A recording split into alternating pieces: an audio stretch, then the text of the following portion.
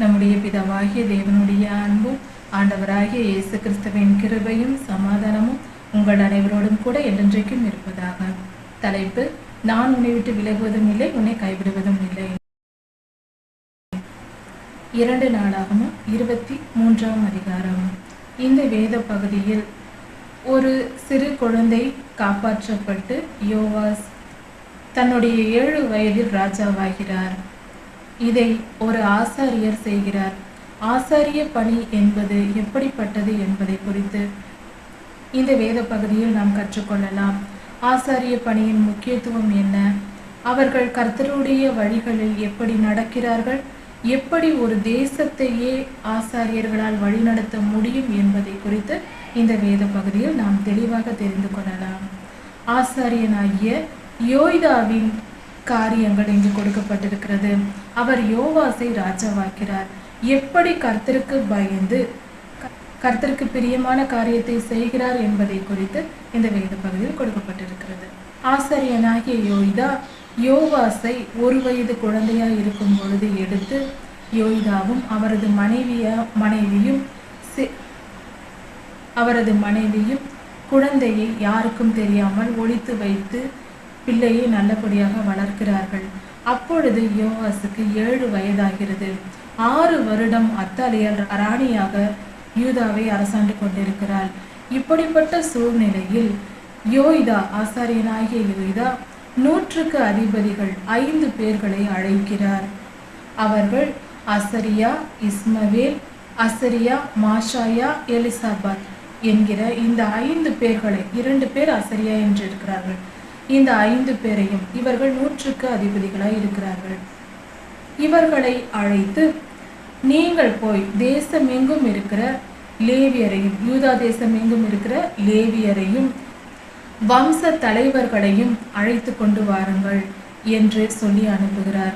இவர்கள் எல்லோரும் போய், இந்த 5 பேரும் போய் தேசம் எங்கும் இருக்கிறவர்களை கூட்டிக் கொண்டு எருசலேமுக்கு வருகிறார்கள்.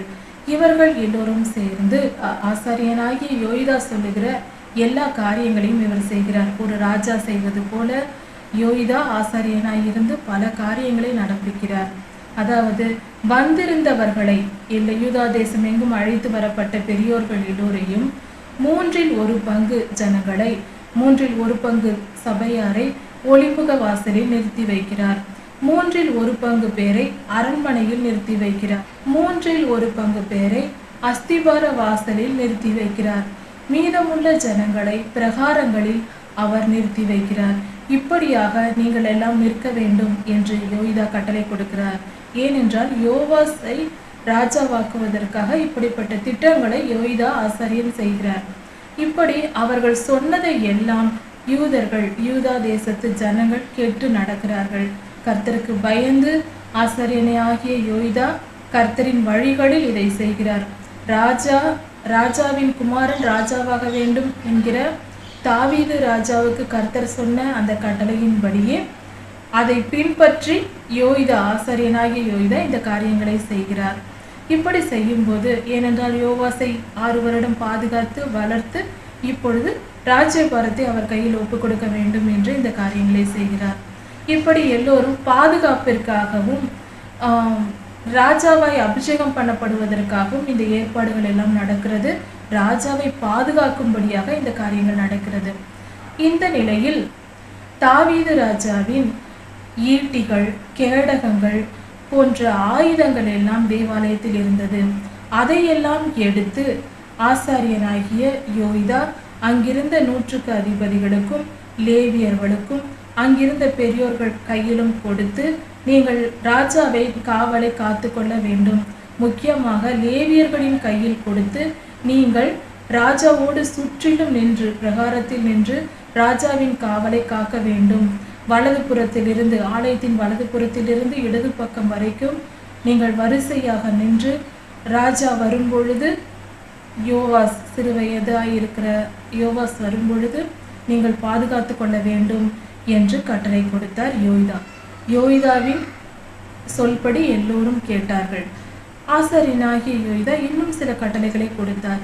அதாவது ஆலயத்திற்குள் அபிஷேகம் பண்ணப்பட்டவர்கள் தவிர வேறு யாரும் போகக்கூடாது. அப்படி யாராவது நுழைந்தால் ஒருவரும் நுழையக்கூடாது, நுழைந்தால் கொன்று போடுங்கள் என்று சொல்லி லேவியரின் கையில் ஆயுதங்களை கொடுத்து, தாவீது ராஜாவின் ஆயுதங்களை கொடுத்து பிரகாரத்தில் நிறுத்தினார். இப்படி பாதுகாப்பாக தேவாலயத்து காவலை காக்க வேண்டும் என்று கட்டளை கொடுத்திருந்தார். இப்படி பாதுகாப்பு ஏற்பாடுகள் எல்லாம் செய்து முடித்து ராஜாவை வெளியே புறப்பட, ஆலயத்திலிருந்து வெளியே புறப்பட்டு வர செய்தார் யோய்தா. ஆசாரியனாகிய யோய்தா அழைத்து வந்தார். அழைத்து வந்து ராஜாவை நிறுத்தி, சகல ஜனங்கள் முன்பாகவும் ராஜாவை நிறுத்தி அவரது தலையில் கிரீடத்தை வைத்து சாட்சியின் ஆகமத்தை அவர் கையில் கொடுத்து, யோய்தா, ஆசாரியனாகிய யோய்தாவும் அவரது குமாரர்களும் ராஜாவை அபிஷேகம் பண்ணினார்கள். அதாவது அபிஷேகம் பண்ணுவது என்பது, ராஜாவை அபிஷேகம் பண்ண வேண்டும் என்றால் ஒரு தீர்க்கதரிசியாக, ஆசாரியனாக இருக்க வேண்டும். இது கர்த்தருடைய சட்டம். அதன்படியே ஆசாரியர் அங்கு அபிஷேகம் பண்ணுகிறார். இது எவ்வளவு சந்தோஷமான காரியம். தாவீதின் வம்சத்திலிருந்து யூதாவிற்கு ஒரு ராஜா வந்துவிட்டார். இப்படியாக பாதுகாப்பு பணிகள் எல்லாம் செய்து அவருக்கு ராஜாவாக அபிஷேகம் பண்ணினார்கள். சாட்சியின் ஆகமம் என்பது அந்த காலத்தில் இருந்த வேத புத்தகம். அதாவது இன்று நாம் பயன்படுத்துகிற வேதாகமத்தின் பைபிளில் முதல் 5 புத்தகங்கள், அதாவது ஆகமங்கள் முதல் 5 தான் அந்த காலத்தில் வேதமாக இருந்தது. அதை அவர் கையில், ராஜாவின் கையில் கொடுத்தார்கள். ஏனென்றால் வேதத்தின்படியே ஜனங்களை வழிநடத்த வேண்டும் ராஜாக்கள் என்பது கர்த்தருடைய கட்டளையாய் இருந்தது. இந்த யோவாஸ் ராஜாவும் அப்படி நடக்க வேண்டும் என்று விரும்பிய ஆசாரியனாகிய யோய்தா இப்படி செய்தார். இப்படி யோவாஸ் ராஜாவானார். எல்லோரும் ராஜா வாழ்க, ராஜா வாழ்க என்று எல்லோரும் வாழ்த்தினார்கள். லேவியர்கள் பூரிகைகள் ஊதினார்கள். 100க்கு அதிபதிகளும் அங்கிருந்த ஜனங்கள் எல்லோரும் கூட கர்த்தருக்கென்று மகிமையை செலுத்தி துதி பாடல்களை பாடி பூரிகைகளை ஊதி சந்தோஷப்பட்டார்கள். யூதாவிற்கு ராஜா கிடைத்து விட்டார் என்று மிகுந்த ஆர்ப்பரிப்பு உண்டாயிற்று, மிகுந்த சத்தம் உண்டாயிற்று. துதி பாடல்கள், ஏராளமான லேவியர்கள் சேர்ந்து துதி பாடல்களை ஏறெடுத்தார்கள். கீத வாத்தியங்களை வாசித்தார்கள். மிகப்பெரிய கொண்டாட்டமாக, மிகுந்த மனமகிழ்ச்சி நாளாக அந்த நாள் இருந்தது. இப்படி இருக்கும் பொழுது இந்த ஆர்ப்பரிப்பின் சத்தத்தை எல்லாம் கேட்டு அத்தாலியாலும் அவளுடன் கூட இருந்தவர்களும் அங்கே வந்தார்கள். அத்தாலியால் இந்த காரியத்தை பார்த்து விட்டார். ராஜா கிரீடம் தரித்து ஆலயத்தின் வாசலில் இருப்பதையும் மற்ற ஜனங்கள் எல்லாம் கூடி ராஜா வாழ்க என்று பாடுவதையும் கேட்டு அதிர்ந்து போய், ஏனென்றால் அத்தாலியாளுக்கு தெரியாது, ஏனென்றால் யோவாசை மறைத்து வைத்தே வளர்த்திருந்தார்கள் இத்தனை காலம். அதனால் துரோகம் துரோகம் என்று கத்தி கொண்டு எல்லா ராஜகுமாரர்களையும் கொன்றுவிட்டேன் என்ற நினைப்பிலேயே அத்தாலியால் இருந்திருக்கிறாள். இந்த நிலையில் அவள் ராஜாவானதை பார்த்து, அவள் ராஜாவாக யோவாஸ் இருப்பதை பார்த்து அதிர்ந்து போய் துரோகம் துரோகம் என்று கத்தினாள்.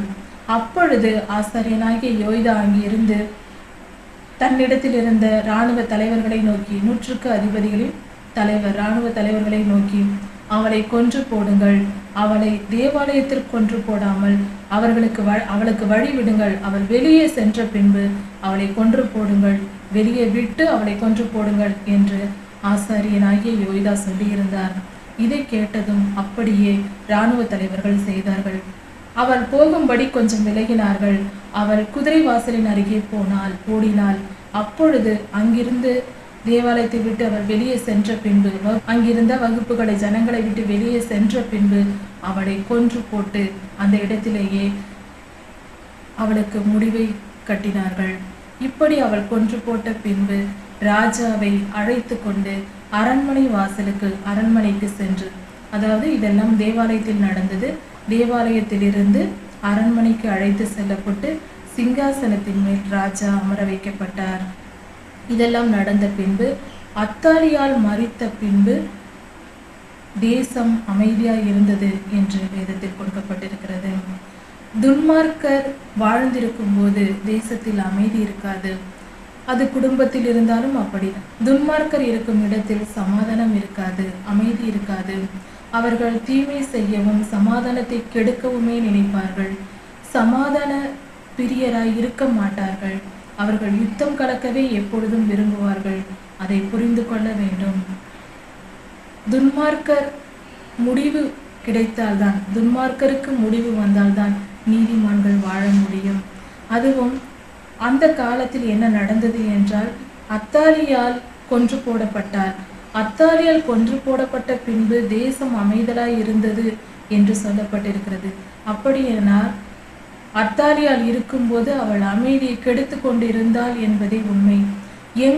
எங்கு போனாலும் அந்த இடத்தில் ஒரு துன்மார்க்க கிரியை நடப்பிப்பது துன்மார்க்கருக்கு வழக்கமாய் இருக்கும். அவர்கள் நீதியின் பாதையில் தாங்கள் நடக்கவும் மாட்டார்கள், மற்றவர்கள் நடக்கவும் விடமாட்டார்கள். இப்படிப்பட்டவர்கள் பொல்லாத ஆவிகளால் பிறந்தவர்களாய் இருக்கிறார்கள். அதாவது இந்த காலத்தில் இப்படிப்பட்டவர்களை கொன்று போட தேவையில்லை. கர்த்தருடைய சிலுவை மரணத்திற்கு முன்பாக துன்மார்க்கரை கொன்று போடுவது மட்டுமே வழியாயிருந்தது. ஆனால் இப்பொழுதோ அப்படி தேவையில்லை. கர்த்தருடைய கிருபையின் காலத்தில் நாம் இருக்கிறோம். இப்பொழுது கர்த்தருடைய நாமம் நமக்கு கொடுக்கப்பட்டிருப்பதினால் கர்த்தருடைய நாமத்தை கொண்டு நாம் ஜெபிக்கும் பொழுது அப்படிப்பட்ட துன்மார்க்கரின் செயல்களை நம்மால் முறியடிக்க முடியும். ஜெபத்தினால் இப்பொழுது வெற்றி பெற முடியும். அந்த காலத்தில் துன்மார்க்கரை கொன்றால்தான் விடுதலை கிடைக்கும். ஆனால் இந்த காலத்தில் தீமை செய்கிறவர்கள் எங்கிருந்தாலும் அவர்களுக்காக நாம் கர்த்தருடைய நாமத்தை சொல்லி ஜெபிக்கும் பொழுது அவர்கள் விடுதலையாக்கப்படுவார்கள். அவர்களும் மனம் திரும்புவதற்கு வாய்ப்பாக அமையும். நமக்கும் துன்பம் இருக்காது. அதனால் நமக்கு யாராவது கெடுதல் செய்தால் அவர்களை நாம் எதிர்த்து, மாம்சத்தின்படி எதிர்க்காமல் அவர்களை மன்னித்து அவர்களுக்காக நாம் ஜெபிக்க வேண்டும். ஆண்டவராகிய இயேசு கிறிஸ்துவின் நாமத்தை கொண்டு அவர்களுடைய துன்மார்க்க கிரியைகள் அழிந்து போகும்படி, அவர்கள் நீதிமான்களாய் மாறும்படி நாம் ஜெபிக்க வேண்டும். இப்படி நாம் ஜெபிக்கும் பொழுது கர்த்தருடைய ஆசீர்வாதத்தை நாமும் பெற்றுக்கொள்ளலாம். அவர்களுடைய துன்பத்திலிருந்து நமக்கும் விடுதலை கிடைக்கும். அவர்களும் விடுதலையாக்கப்பட்டு அவர்கள் மனம் திரும்புவதற்கும் ஒரு வாய்ப்பாக இருக்கும். சிலர் அப்படிப்பட்டவர்கள் மனம் திரும்பி கர்த்தருடைய பிள்ளைகளாக மாறியும் இருக்கிறார்கள். இது கர்த்தருடைய செயலாய் இருக்கிறது. கர்த்தர் எந்த மனிதனை மன்னிக்க சித்தமா இருக்கிறாரோ அவர்களை மன்னிப்பார். எந்த மனிதனை கைவிட நினைக்கிறாரோ அவர்களை கைவிட்டு விடுவார். நாம் எப்பொழுதும் கர்த்தருக்கு பயந்தவர்களாய், கர்த்தரிடத்தில் விசுவாசம் வைத்தவர்களாய், கர்த்தரை கனப்படுத்துகிறவர்களாய் நாம் இருக்க வேண்டும். கர்த்தருக்கு பிரியமான வழிகளில் நடக்க வேண்டும். அது எங்கே இருக்கிறது? எப்படி வாழ்வது என்றால் கர்த்தருடைய வேத புத்தகமே நமக்கு வழி. கர்த்தரே நம் வழியாய் இருக்கிறார். அவருடைய வார்த்தைகள் நமக்கு வேத புத்தகத்தில் இருக்கிறது. வேத புத்தகத்தை படிக்கும் பொழுது கர்த்தர் நம்மோடு பேசுகிற குரலை கேட்பது போல, நம் அப்பா நமக்கு சொல்லும் கட்டளைகளை நாம் கேட்பது போலதான் வேத புத்தகத்தை வாசிப்பது. அதை தினந்தோறும் நம் அப்பாவோடு நாம் பேச வேண்டும். இயேசப்பாவோடு நாம் பேச வேண்டும். இயேசுசாமியோடு நாம் பேசி பேசி நாம் தினமும் அவர் சொல்வதை கேட்டு கேட்டு வாழும்போது நல்ல பிள்ளைகளாக, நல்லவர்களாக நாம் மாறுவோம். கர்த்தருடைய ஆசீர்வாதத்தை இவ்வுலக வாழ்க்கையிலும் பெற்றுக்கொள்வோம். கர்த்தருடைய ராஜ்யத்தில் சென்றடையும் பாக்கியத்தையும் நாம் பெற்றுக்கொள்வோம். பலரை நல்ல வழியில் நடத்துகிறவர்களாகவும் நாம் மாறுவோம். நாம் மட்டும் நம்மை காப்பாற்றிக் கொள்வதல்ல, நம் குடும்பத்தையும் நாம் காப்பாற்றிக் கொள்ளலாம். நம் நிமித்தம் கர்த்தர் நம் குடும்பத்தை ரட்சிப்பார். அது மட்டுமல்ல, நாம் யாருக்காக வேண்டுதல் செய்கிறோமோ அவர்களையெல்லாம் அவர் ரட்சித்து மீட்டுக் கொள்வார். நாம் கர்த்தருக்கு ஊழியம் செய்யும் பாக்கியத்தை நமக்கு கொடுப்பார். அப்படி நாம் ஊழியம் செய்யும் போது அநேக ஜனங்கள் கர்த்தருடைய வழிகளில் மனம் திரும்புவார்கள். இதனால் எவ்வளவு பெரிய நன்மை இந்த பூ உலகத்தில் உண்டாகும். நித்திய ஜீவனில் எத்தனை பேர் அங்கு வந்து சேருவார்கள், அதை நினைத்து பார்ப்போம். ஒருவர் மனம் திரும்பினால் ஒரு விதை மண்ணில் விழுவது போல அது கொடான கொடியாய் பெருகும். அதனால் மனிதனின் மனம் திரும்புதலையே கர்த்தர் விரும்புகிறார்.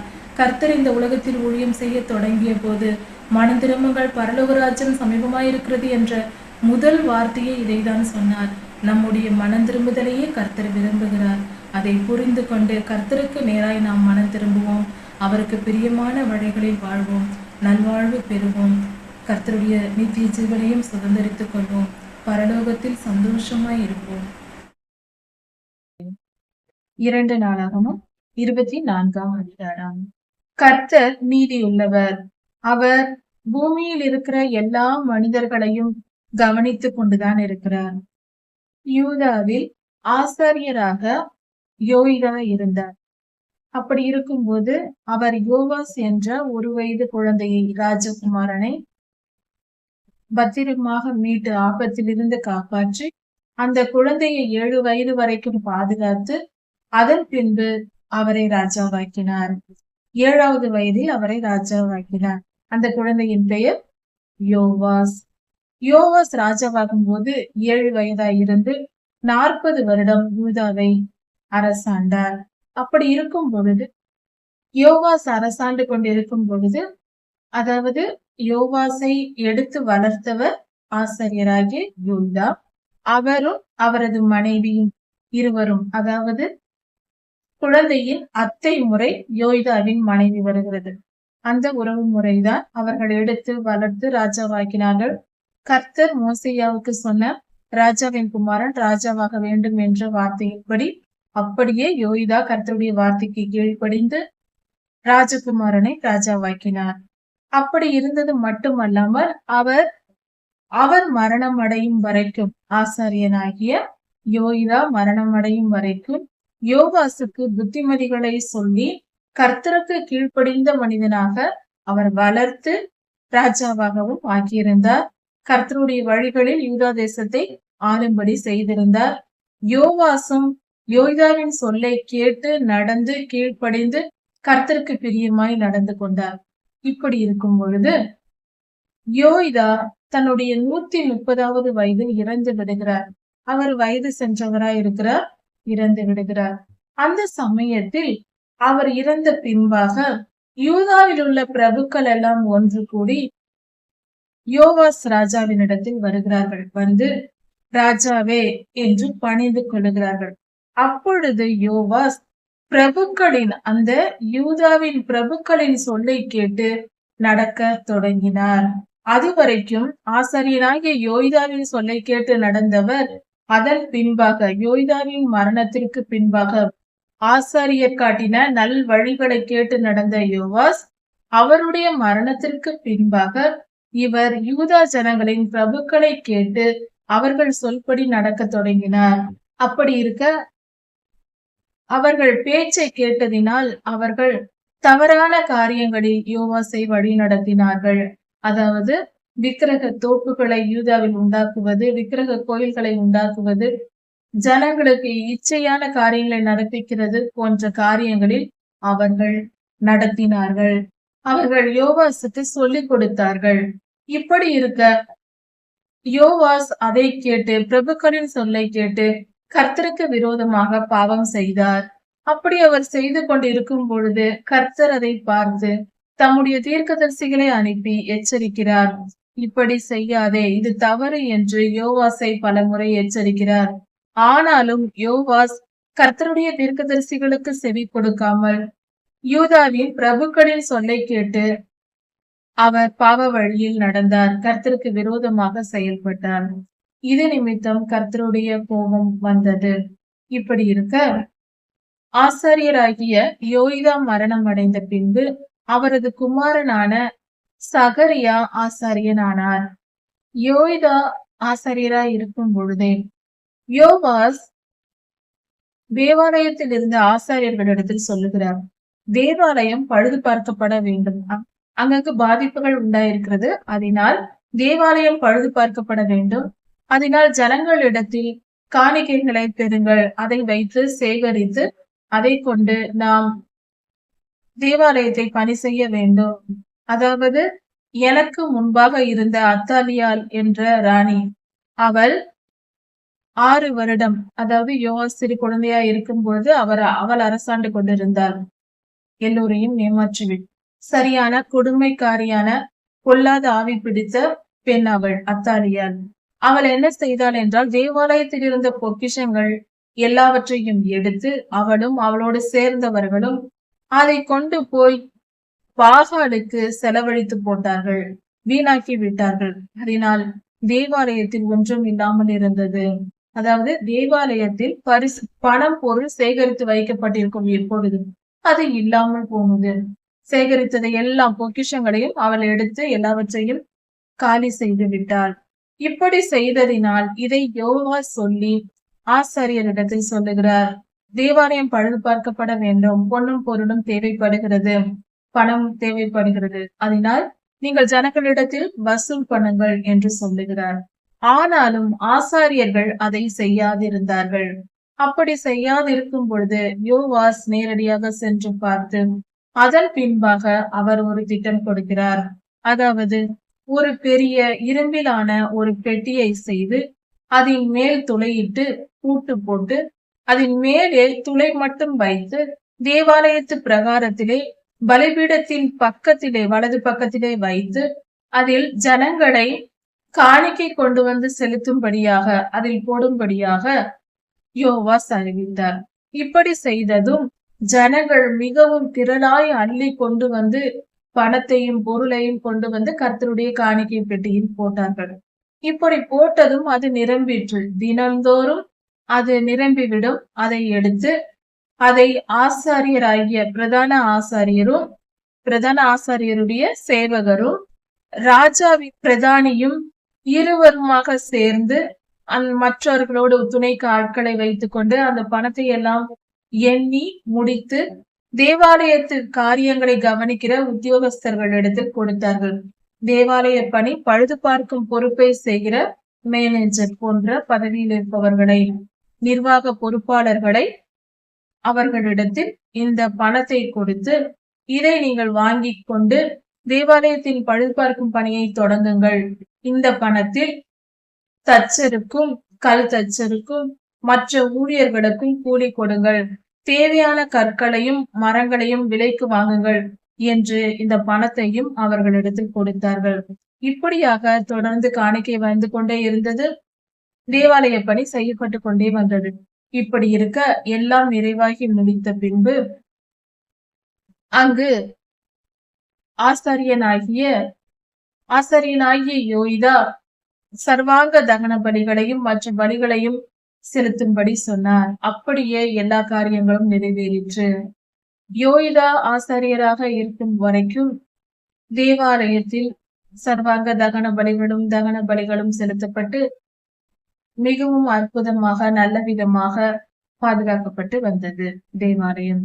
அதன் பின்பாக 130 வயதுள்ளவராக நீடித்த ஆயுளுடன் வாழ்ந்து முடித்து மரித்தார் யோய்தா என்னும் ஆசாரியர். ஆசாரியர்களிலேயே இவர் மிக சிறந்த கர்த்தருக்கு பிரியமான காரியங்களை செய்து வாழ்ந்த ஆசாரியராய் இருக்கிறார். அவருக்கு பின்பாக அவரது குமாரனான சகரியா ஆசாரியன் ஆகிறார். இப்படியாக ஆசாரிய பணி தொடர்ந்து வந்தது. இப்படி இருக்க யோய்தாவின் மரணத்திற்கு பின்பு இஸ்ரவேலின் பிரபுக்கள் ராஜாவினிடத்தில் வந்து அவருக்கு தவறான வழிகளை சொல்லிக் கொடுக்க ஆரம்பித்தார்கள். ராஜாவும் அந்த யூதாவின் பிரபுக்களின் சொல்லை கேட்டுக்கொண்டு கர்த்தருக்கு விரோதமாக விக்கிரகங்களையும் விக்கிரக தோப்புகளையும் யூதா தேசம் எங்கும் உருவாக்கினார். இப்படி கர்த்தருக்கு விரோதமான பாவத்தை யோவாஸ் செய்ய தொடங்கினார். இது நிமித்தம் கர்த்தருடைய கோபம் அவர் மேல் வந்தது. கர்த்தர் கோபப்பட்டு பல தீர்க்கதரிசிகளை அனுப்பினார். தீர்க்கதரிசிகள் வந்து கடினமாய் அவரை எச்சரித்தார்கள், ஜனங்களை எச்சரித்தார்கள், ராஜாவையும் எச்சரித்தார்கள். ஆனால் ஒருவருடைய சொல்லையும் கேட்காமல் யோவாஸ் பாவம் செய்து கொண்டே இருந்தார்.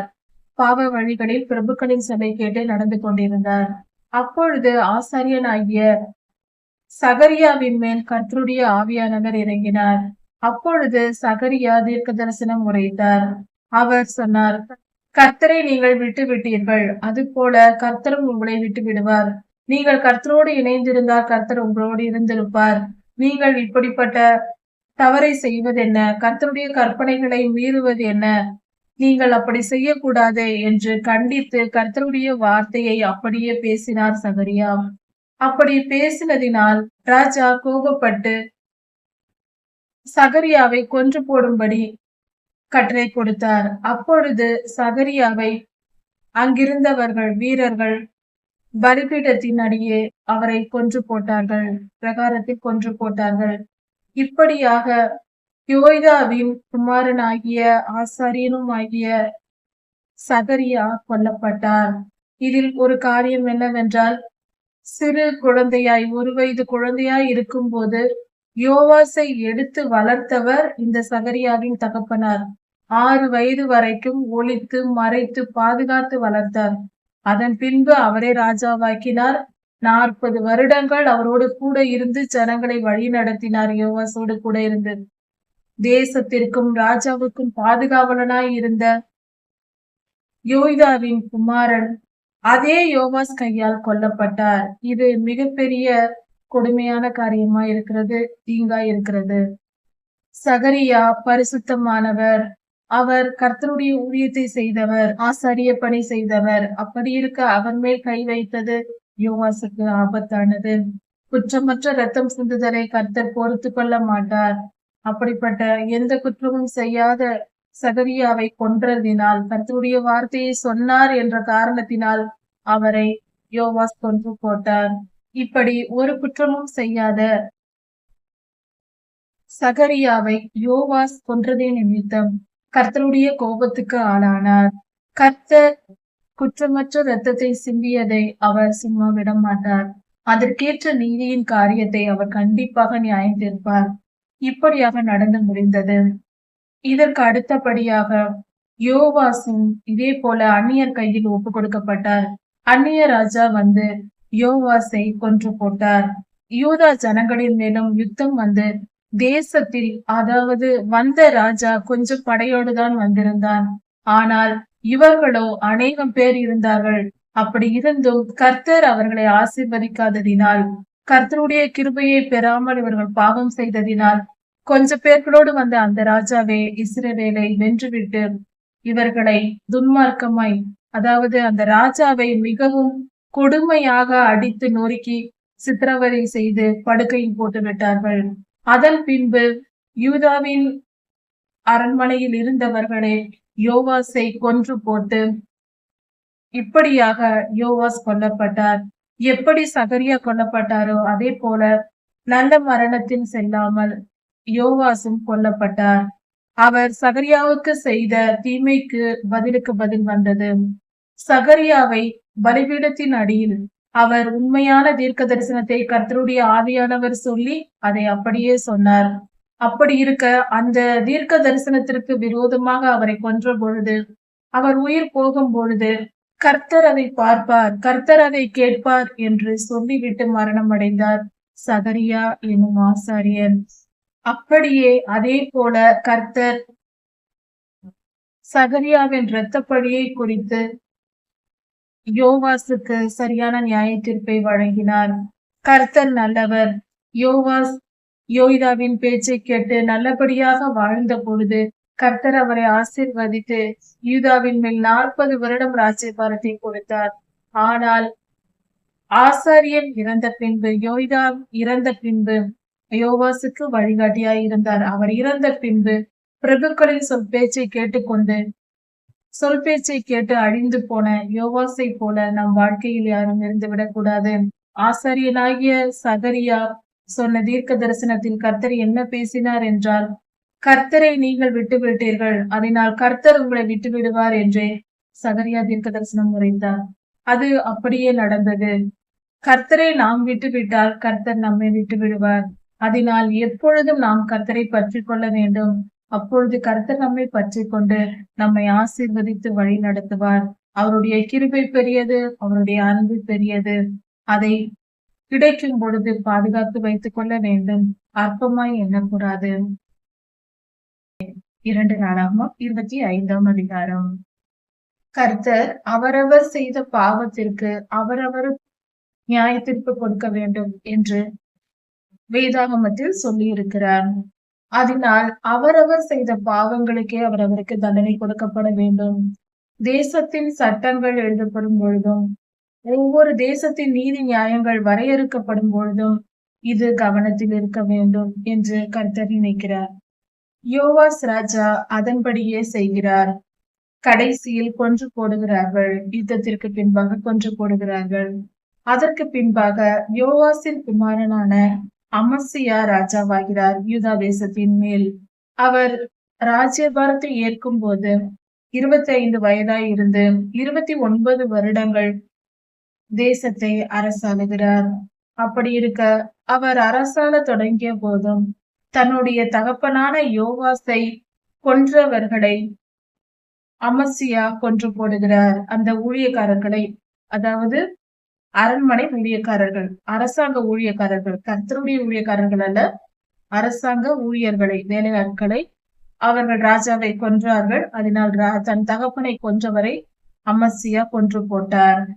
அப்படி அவர் நியாயத்திற்கு கொடுக்கும் பொழுது அவர் அவருடைய பிள்ளைகளையோ அவர்கள் தகப்பன்களையோ அவர்கள் குடும்பத்தையோ அழிக்காமல் யார் யார் இந்த தீமையை செய்தார்களோ அவர்களை கொன்று போட்டார். அமத்சியா ராஜா நீதியின்படி நியாயம் தீர்த்தார். அவர் கர்த்தருக்கு பிரியமாய் நடந்தார், கர்த்தருடைய வழிகளில் நடந்தார். ஆனால் முழு மனதோடும் அப்படி நடக்கவில்லை. முழுமையாக கர்த்தருக்கு கீழ்ப்படிந்து கர்த்தரிடத்தில் அன்பு கூர்ந்து அப்படி நடக்கவில்லை. அவரது ராஜ்யபாரத்தின் போது யூதா தேசத்தின் மேல் 100க்கு அதிபதிகளையும் 1000க்கு அதிபதிகளையும் ஏற்படுத்தினார். யூதாவில் 3 லட்சம் பேரை இப்படியாக அதிபதிகளை ஏற்படுத்தி அதன் மூலம் இராணுவத்திற்கு 3 லட்சம் பேர் மனிதர்களை, யூத மனிதர்களை அவர் ஆயத்தம் செய்து வைத்திருந்தார் யுத்தத்திற்கு புறப்படும்படியாக.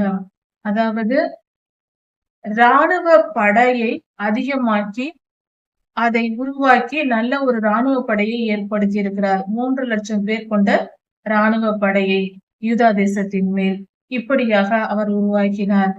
100 தாலந்து வெள்ளி கொடுத்து 1 லட்சம் இராணுவ வீரர்களை இஸ்ரவேலில் இருந்து அவர் வரவழைத்தார். இப்படியாக அவர் செய்தார் யுத்தத்திற்கு போவதற்காக.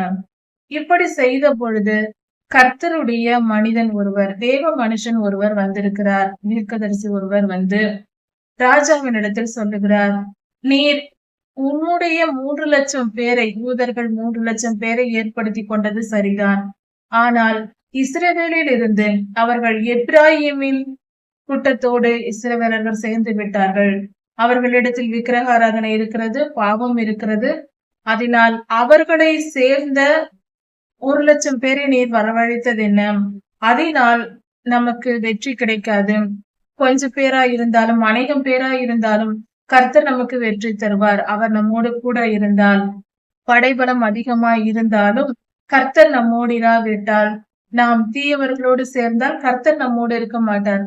அதனால் நாம் தோல்வி அடைவோம் என்று தேவ மனிதன் வந்து சொன்னார். இதை கேட்டதும் அமத்சியா ராஜா, நான் என்ன செய்ய வேண்டும்? 100 தாலந்து வெள்ளி கொடுத்து விட்டேனே இஸ்ரவேலுக்கு என்று சொல்லுகிறார். அப்படி சொன்னதும், அதைவிட அதிகமாய் கர்த்தர் உமக்கு கொடுக்க வல்லமையுடையவர், கர்த்தர் அதிகமாய் தருவார், அதை பொருட்படுத்த வேண்டாம் என்று சொன்னார். 100 தாலந்து வெள்ளி போனால் போகட்டும் என்று விட்டுவிட வேண்டும் என்பதே அந்த தேவ மனிதன் கொடுத்த ஆலோசனையாய் இருக்கிறது. அந்த தேவ மனிதனின் சொல்லை கேட்டு அமத்சியா அந்த இஸ்ரவேலிலிருந்து வந்த 1 லட்சம் பேரை, இராணுவ வீரர்களை அவர் திருப்பி அனுப்பிவிட்டார். அவர்களோ எரிச்சல் அடைந்து, இப்படி எங்களை வரவழைத்து திருப்பி அனுப்புவது என்ன, யுத்தத்திற்கு போகாமல் என்று மிகவும் எரிச்சல் அடைந்தார்கள். எரிச்சல் அடைந்து அவர்கள் திரும்பி போய்விட்டார்கள். அப்படி போய்க் கொண்டிருக்கும் பொழுது அங்கிருந்த போகும் வழியில் இருந்த யூதா தேசத்தின் ஜனங்களை கொள்ளையடித்து கொன்று போட்டு இப்படியாக நாசம் செய்து கொண்டு போனார்கள். அதற்கு அடுத்ததாக இவர், அதாவது அமத்சியா யுத்தத்திற்கு புறப்பட்டு போயிருந்தார். அவர் அங்கு புறப்பட்டு போய் யுத்தம் செய்யும் பொழுது உப்பு பள்ளத்தாக்கில் யுத்தம் செய்தார்கள். அவர்கள் கர்த்தருடைய வார்த்தைக்கு செவி கொடுத்ததினால் அவர் வெற்றி பெற்று அவர்கள் 10,000 பேரை கொன்று போட்டார்கள். 10,000 பேரை உயிரோடு பிடித்து கொண்டு போய் உயர்ந்த மலையுச்சில், கண்மலையுச்சியின் மேல் ஏற்றி அவர்கள் சரீரங்கள் சிதைந்து போகும்படியாக கண்மலை உச்சியிலிருந்து அவர்களை கொன்று போட்டார்கள். கீழே தள்ளி கொன்று போட்டார்கள். இப்படியாக சம்பவம் நடந்தது. யூதா தேசத்தில் வெற்றி பெற்றார். அமத்சியா சேயீர் மலை தேசத்து குடிகளிடத்தில் யுத்தத்திற்கு சென்று வெற்றி பெற்று வந்ததினால் அவர் அங்கிருந்து வரும் பொழுது அந்த சேயீர் ஜனங்களின் தெய்வங்களை, சிலைகளை எல்லாம் எடுத்துக்கொண்டு வந்தார். அவர்களின் பொன்னாலான சிலைகள், விலை மதிப்பு மிக்க சிலைகளை கொண்டு வந்தார். அமத்சியா சேயீர் தெய்வங்களை எடுத்துக்கொண்டு வந்து அதை யூதாவில் வைத்து அவைகளை வணங்கவும் தூபம் காட்டவும் தொடங்கினார். இது நிமித்தம் கர்த்தருடைய கோபம் அங்கு வந்தது. கர்த்தருடைய கோபம் வந்தது. அப்படி இருக்க கர்த்தருடைய நியாய தீர்ப்பாக யூதாவிலிருந்து திருப்பி அனுப்பப்பட்ட இஸ்ரவேலர்கள் அந்த 1,00,000 பேர் ஜனங்கள் திரும்பி போகும்போது அவர்கள் சமாரியாவிலிருந்து பெத்ரோன் என்ற யூதா பட்டணத்தில் இந்த இடங்களில் அவர்கள் கொள்ளையிட்டு யுத்தம் செய்து 3,000 பேரை அழித்து போட்டு கொள்ளையிட்டு கொண்டு போனார்கள். இப்படியாக நடந்தது. இதுவும் அவர் செய்த, அதாவது அமத்சியா ராஜா செய்த தீமையின் நிமித்தம், அவர் கர்த்தருக்கு விரோதமாய் செய்த காரியங்களின் நிமித்தம் கர்த்தருடைய கோபம் வந்ததினால் இப்படியாக நடந்தது. இது நிமித்தம் மிகுந்த நஷ்டம் உண்டாயிற்று. இப்படி இருக்க இந்த சம்பவத்திற்கு பின்பாக யூதாவின் ராஜாவாகிய அமத்சியா இஸ்ரவேலின் ராஜாவாகிய யோவாசை பார்த்து, வா பார்க்கலாம், பலம் பார்க்கலாம், யுத்தத்திற்கு வா என்று அழைத்தார். இது அதாவது அவர் திருப்பி யுத்த புருஷரை 100 தாலந்து வெள்ளியை கொடுத்து அவர் வாங்கி திருப்பி அனுப்பிவிட்டார். யுத்தத்திற்கு பயன்படுத்தாமல் அனுப்பிவிட்டதின் நிமித்தம் இவர்கள் 3,000 பேரை கொள்ளையடித்து கொண்டு போனார்கள். சும்மா போக மாட்டோம் என்று எடுத்துக்கொண்டு போயிருக்கிறார்கள். இது நிமித்தம் இஸ்ரவேல் தேசத்திற்கும் யூதா தேசத்திற்கும் எல்லோரும் இஸ்ரவேலர்களே 2 பிரிவாக பிரிந்திருக்கிறார்கள். யூதா தேசத்தின் ராஜாவாகிய அமத்சியா இஸ்ரவேல் தேசத்தை நோக்கி யோவாஸ் ராஜாவை நோக்கி, வாரும் பல பரீட்சை பார்க்கலாம், நீயா நானா பலசாலி யாரென்று பார்க்கலாம் என்று கூப்பிடுகிறார். நீயா நானா பார்க்கலாம், வா யுத்தத்திற்கு என்று யூதா ராஜா கூப்பிடுகிறார். அதற்கு இஸ்ரவேலின் ராஜா சற்று வித்தியாசமாக பதில் கொடுக்கிறார். இது லீபனோனில் உள்ள ஒரு முச்செடி, அந்த காட்டில் இருக்கிற ஒரு முச்செடி லீபனோனில் உள்ள ஒரு கேதுரு மரத்தை பார்த்து, என் மகனுக்கு உன் மகளை விவாகம் செய்து கொடு என்று கேட்டது. ஒரு முச்செடி ஒரு மிகப்பெரிய ஒரு கேதுரு மரத்தை நோக்கி, உன் மகளை என் மகனுக்கு விவாகம் செய்து கொடு என்று கேட்டது. அப்படி இருக்கும் பொழுது அந்த சமயத்தில் அங்கிருந்து வந்த ஒரு காட்டு மிருகம் ஓடி வந்து அந்த முச்செடியை மிதித்து போட்டது. அது அழிந்து போனது என்று இப்படியாக பதில் சொன்னான் அந்த யோவாஸ் ராஜா, இஸ்ரவேலின் ராஜா. அப்படி என்றால் யோவாஸ் ராஜா இஸ்ரவேலின் ராஜா அப்படி என்றால் பலம் மிகுந்த என்னிடத்தில் நீ சிறியவன், நீ வந்து யுத்தம் செய்ய வரலாமா என்ற பொருளில் அவர் அப்படி சொன்னார். நீ உன் வீட்டிலேயே இரு என்று ராஜா சொன்னார். ஆனால் அமத்சியாவோ கேட்கவில்லை. கர்த்தருக்கு விரோதமாக சேயீர் மலை தெய்வங்களை கொண்டு வந்து அந்த விக்கிரகங்களை கொண்டு வந்து வழிபட்டதினால் இந்த ராஜா அமத்சியா அழிந்து போகும்படி தனக்கு தானே தீமையை வரவழைத்துக் கொள்ளும்படியாக நடந்தது. கர்த்தரே இதை செய்தார். அதாவது அமத்சியாவின் கண்கள் மறைக்கப்பட்டது. நீதியின் பக்கம் தன்னிலை உணராமல் முட்டாள்தனமாக போய் விழுகிறார். கர்த்தர் அறியாமைக்கு ஒப்பு கொடுத்து விடுவார். நாம் தவறு செய்யும் போது கர்த்தருக்கு விரோதமாய் செயல்படும் போது இப்படிதான் அமத்சியா ராஜாவும் மதியீனமாய் அவர் செய்கிறார். இப்படி இருக்க அந்த ராஜா இஸ்ரவேல் ராஜா சொல்லியும் யூதா ராஜா கேட்கவில்லை, அமத்சியா கேட்கவில்லை. மீண்டும் வா யுத்தத்திற்கு என்றார். அதனால் இஸ்ரவேலின் ராஜா யுத்தத்திற்கு புறப்பட்டு வந்து இருவரும், அதாவது இஸ்ரவேலின் படைகளும் யூதாவின் படைகளும் பெத்ஷிமேசிலே யுத்தம் செய்தது. அப்படி செய்யும் போது யூத ஜனங்கள் தோற்று போய் ஓடி போய் கூடாரத்தில் சென்று விட்டார்கள். கூடாரத்தில் ஓடி போய் ஒளிந்து கொண்டார்கள். அதன் பின்பாக இஸ்ரவேலின் ராஜா அமத்சியாவை, யூதாவின் ராஜாவை பிடித்து கொண்டு எருசலேமுக்கு போய் அங்கே இருக்கிற எப்ராயிம் வாசல் தொடங்கி அங்கிருக்கிற எப்ராயிம் வாசல் மதிலை இடித்து போட்டு தேவாலயத்திற்குள் சென்று அங்கிருந்த பொக்கிஷங்களை எல்லாம் கொள்ளையடித்து கொண்டு போனான். இப்படியாக நடந்தது. இதற்கு பின்பாக, அதாவது இஸ்ரவேலின் ராஜா தேவாலயத்தில் இருந்த பனிமுட்டுகள், பொக்கிஷங்கள், வெள்ளி, பொன் பொருள்கள் எல்லாவற்றையும், அவனுக்கு தேவையானது எல்லாவற்றையும் கொள்ளையடித்துக் கொண்டு இஸ்ரவேலுக்கு கொண்டு போய்விட்டார். இப்பொழுது எருசலேமில் இருந்த அமசியா ராஜா லாகீசுக்கு ஓடி போனார். கர்த்தரை விட்டு பின்வாங்கி கர்த்தருக்கு விரோதமான செயல்களை செய்ய தொடங்கிய போதே எருசலேமில் இருந்த ஜனங்கள் இவருக்கு விரோதமாக செயல்பட தொடங்கினார்கள்.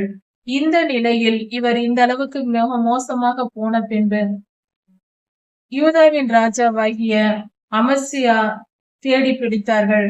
அவர் லாகீசுக்கு ஓடி போனார். அங்கேயே அவரை கொன்று போட்டார்கள். இப்படியாக அமசியா மரித்தார். இதிலிருந்து நாம் தெரிந்து கொள்ள வேண்டிய காரியம், எப்பொழுதும் நாம் கர்த்தரை அறிந்து கொண்டு கர்த்தருக்கு பிரியமாய் வாழ வேண்டும்.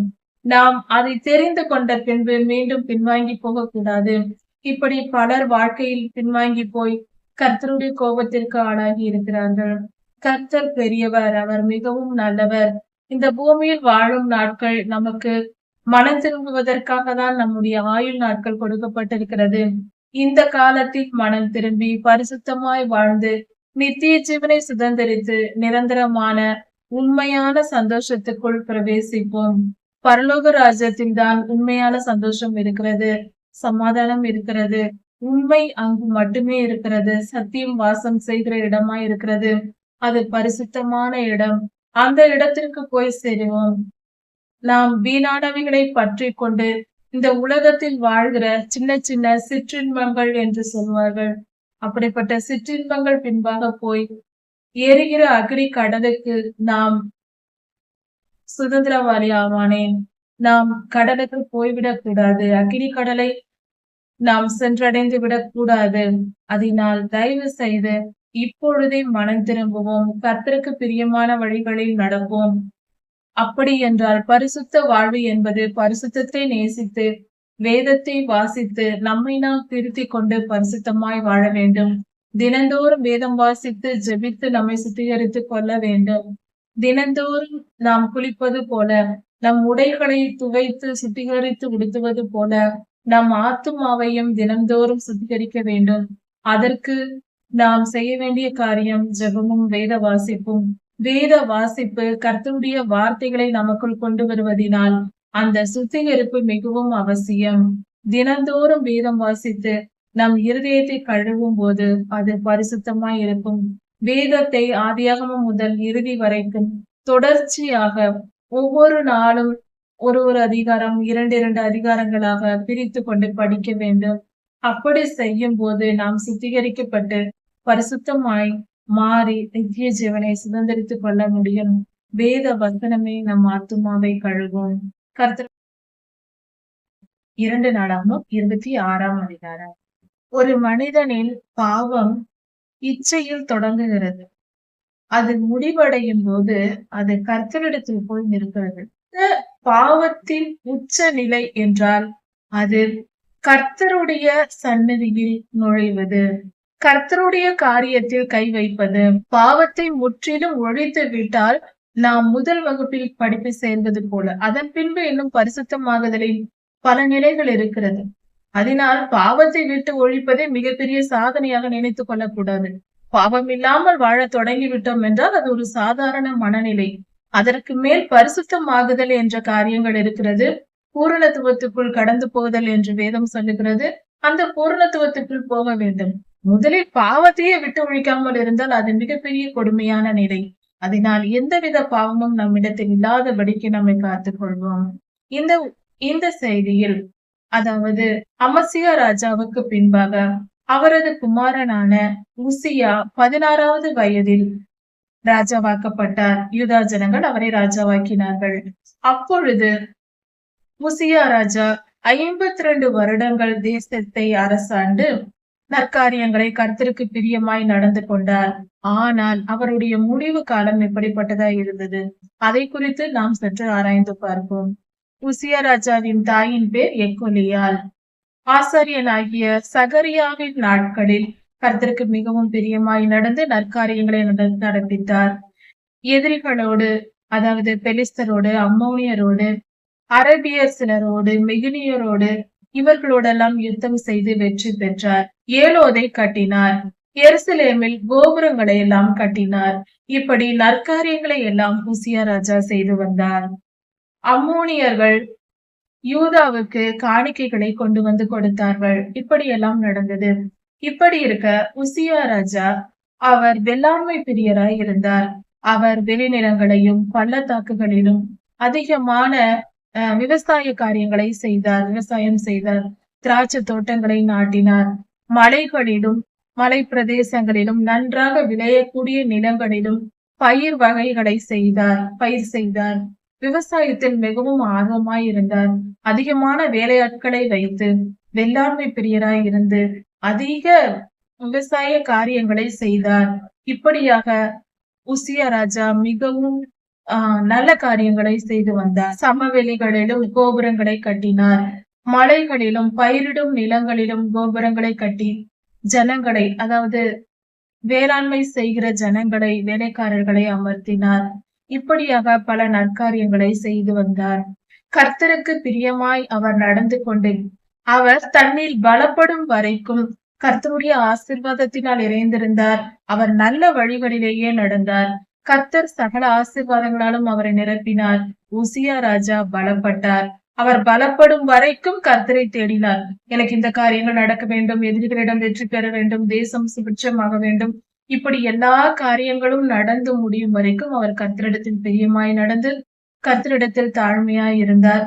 கர்த்தருக்கு பிரியமான காரியங்களை தேடி செய்தார். அதன் பின்பு அவர் நன்றாக பலப்பட்ட பின்பு தேசமெங்கும் சமாதானமும் செழிப்பும் நிறைவாய் இருக்கும் போது அவர் கர்த்தரை விட்டு பின்வாங்கி கர்த்தருக்கு விரோதமான செயல்களை செய்ய தொடங்கினார். அப்பொழுது உசியா ராஜா எல்லாரும் செய்வதை காட்டிலும் ஒருபடி மேலாக சென்று தேவாலயத்திற்குள் சென்று பரிசுத்த ஸ்தலத்தில் நின்று கொண்டு நான் தூபம் காட்டுவேன் என்று போய் நின்றார். இது மகா பெரிய பாவமாய் இருக்கிறது. அபிஷேகம் பண்ணப்பட்ட ஆசாரியர்களை தவிர கர்த்தருக்கு முன்பாக சென்று தேவாலயத்திற்குள் அந்த பலிபீடத்தின் பிரகாரம் இருக்கிற அந்த பிரகாரத்தில் மட்டுமே, பலிபீடம் இருக்கிற பிரகாரத்தில் மட்டுமே நாம் இருக்க வேண்டும். அதாவது அபிஷேகம் பண்ணப்படாதவர்கள், அபிஷேகம் பண்ணப்பட்டவர்கள் மட்டுமே திரைச்சிலையின் வழியாக பரிசுத்த ஸ்தலத்திற்குள் சென்று அங்கு போய் தூப பீடத்தில் தூபம் காட்ட முடியும். அதனால் இந்த காரியத்தை கவனிக்க வேண்டும். அந்த திரைச்சிலையை தாண்டி மற்றவர்கள் வரக்கூடாது என்று கர்த்தர் சொல்லி இருக்கிறார். அப்படி கர்த்தருடைய சட்டத்தை மீறி கொண்டு உசியா ராஜா நேராக தூப பீடத்திற்கு அருகே சென்று விட்டார் தூபம் காட்டுவதற்கு. அப்பொழுது ஆசாரியராகிய சகரியாவும் அவரோடு கூட 80 பராக்கிரமசாலிகள், அதாவது ஆசாரியர்கள், அவர்கள் உள்ளே பிரவேசிக்க கூடிய தகுதி பெற்று அபிஷேகம் பண்ணப்பட்டவர்கள், அவர்களும் பரிசுத்த ஸ்தலத்திற்குள் நுழைந்து அவரை தடுத்து போடுகிறார். உசியா ராஜாவை குறுக்கே நின்று தடுக்கிறார்கள். நீர் இந்த காரியத்தை செய்யக்கூடாது என்று எதிர்த்து நிற்கிறார்கள். ராஜா என்று பார்க்கவில்லை. நீர் செய்கிற காரியம் அபத்தமானது, கர்த்தருக்கு பிரியமில்லாதது. அபிஷேகம் பண்ணப்பட்ட ஆசாரியர்கள் மட்டுமே இந்த காரியத்தை செய்ய வேண்டும், நீங்கள் செய்யக்கூடாது என்று அவர்கள் சொல்லுகிறார்கள். ஆனால் உசியா ராஜா மிகவும் கோபம் கொண்டு நான் தூபம் காட்டியே தீர்வேன் என்று முன்னோக்கி செல்கிறார். இப்படி செல்லும் பொழுது அந்த நேரத்தில் இவர்கள் தடுத்து நிறுத்தி கொண்டே இருக்கிறார்கள். அந்த சமயத்தில் கர்த்தருடைய கோபம் வெளிப்பட்டது. கர்த்தர் அடித்தார். உடனே அந்த பிரதான ஆசாரியரும் அங்கிருந்த ஆசாரியர்கள் கண் முன்பாகவே அவர்கள் பார்த்து கொண்டிருக்கும் போதே உசியாவின் நெற்றிகளில் குஷ்டரோகம் வர தொடங்கியது, லெபர்சி வர தொடங்கியது. அது அப்படியே தோள்கள் எல்லாம் குஷ்ட வியாதியாய் மாற தொடங்கியது. இதை பார்த்ததும் அவர்கள் உடனே ராஜாவை வெளியே தள்ளுவதற்கு முயற்சி செய்தார்கள், வெளியே அனுப்ப முயற்சி செய்தார்கள். ராஜா கர்த்தரால் அடிக்கப்பட்டதும் தன் நிலை மறந்து அவரும் வெளியே ஓடிவிட வேண்டும் என்கிற நிலை அவருக்கு வந்துவிட்டது. எதிர்த்து முன்னோக்கி சென்றவர் இப்பொழுது பின்னோக்கி ஓட நினைக்கும் அளவுக்கு அதிர்ந்து போனார். அந்த ஒரு அதிர்ச்சி ஏற்பட்டு இருக்கிறது. கர்த்தருடைய அடியை பெற்ற உடனே அவர் பின்னோக்கி ஓடி வந்து விட்டார். இப்படியாக அந்த இடத்தை விட்டு வெளியே தள்ளப்பட்டார் உசியா ராஜா. அன்று முதல் குஷ்டரோகியாய் இருந்து தனித்து தனி அறையில் தனி வீட்டில் தங்க வைக்கப்பட்டார்.